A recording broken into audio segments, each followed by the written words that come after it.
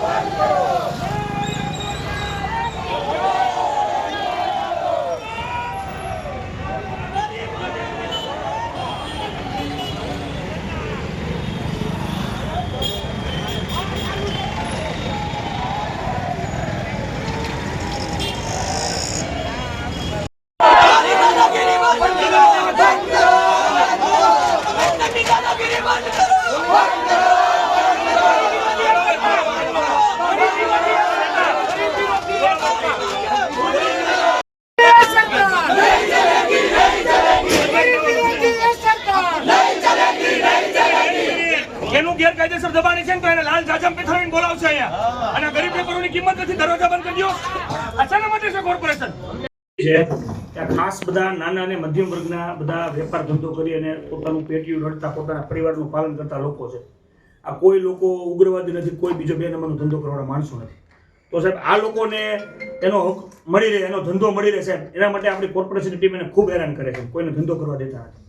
તો સાહેબ આવો ભેદભાવ આ ગરીબ માણસો સાથે આપણે રાખશું તો કઈ રીતે બધું ચાલશે સાહેબ?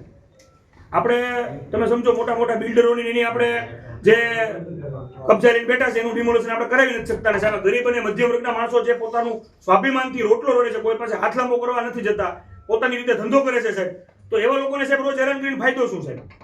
અમારી માંગણી એવી જ છે કે આ બધા વેપારીઓ જે છે એ બધા સાઈડમાં જ લારીઓ રાખે છે, સાઈડમાં જ વેપાર કરે છે અને બધા જીવન જરૂરિયાતની વસ્તુનો વેપલો કરે છે, પોતાનું ગુજરાન પોતાના બાળકોનું ગુજરાન ચલાવે છે સાહેબ।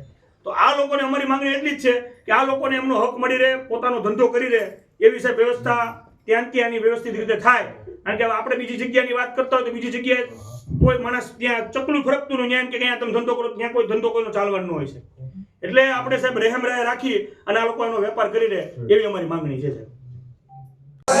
ખાસ કરીને તમે જુઓ તો છેલ્લા વધુ સમયગાળાથી આ નાના અને મધ્યમ વર્ગના જે લારી અને પાથરણાવાળા વેપારીઓ છે એને કોર્પોરેશનની ટીમ દ્વારા હેરાન પરેશાન કરવામાં આવતા હતા। આ લોકોનો 1 મહિનાથી પોતાનો રોજગાર બંધ છે। તો એક સમજવા જેવી વાત છે કે આ લોકો સ્વાભિમાનથી પોતાનું રોજીરોટી કમાતા હોય, પોતાના પરિવારની પરવરિશ કરતા હોય, તો એવા લોકોને હેરાન કરવાથી ફાયદો શું? અને આ કોઈ પણ વેપારીઓ કોઈ સિટી બસ જે ચાલુ કરવામાં આવી છે હમણે, જે 10 વર્ષથી બંધ હતી, 10 વર્ષથી જે ભાવનગરની જનતા હેરાન પરેશાન હતી, હમણે ચાલુ કરવામાં આવી છે ચૂંટણીલક્ષી, પણ આ એ રૂટની અંદર તો આવતા નથી, તો આવા વેપારીઓને હેરાન કરવાથી ફાયદો શું? એટલે ખાસ કરીને અમે આજે કમિશનર સાહેબને કીધું છે કે આવા વેપારીને પોતાનો પરિવાર ચલાવવા માટે, પોતાનું ગુજરાન ચલાવવા માટે વેપાર ધંધો કરવા દેવામાં આવે, નહીતર આ લોકોને આપણે વેપાર ધંધો નહીં કરવા દેવી તો આ બીજી લાઈને જશે, બરાબર. આ કોઈ દારૂ કે ડ્રગ્સ વેચનારા લોકો નથી, આ પોતે જીવન જરૂરિયાતની વેચનારા બધા વેપારીઓ છે, નાના અને ગરીબ.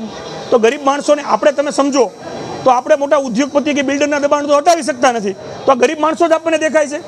આપણી માનસિકતા એ જ છે કે ગરીબોને કચડો. અમારી માંગણી એટલી છે કે આ લોકોને શાંતિથી એનો વેપાર ધંધો કરવા દેવામાં આવે. જો આગામી દિવસોમાં આ લોકોને એક હદ કરતાં વધારે હેરાન પરેશાન કરવામાં આવશે, આના કરતાં પણ ઉગ્ર આંદોલન થશે, તેની તમામ જવાબદારી ભાવનગર મહાનગરપાલિકાના શાસકો અને તંત્રની રહેશે.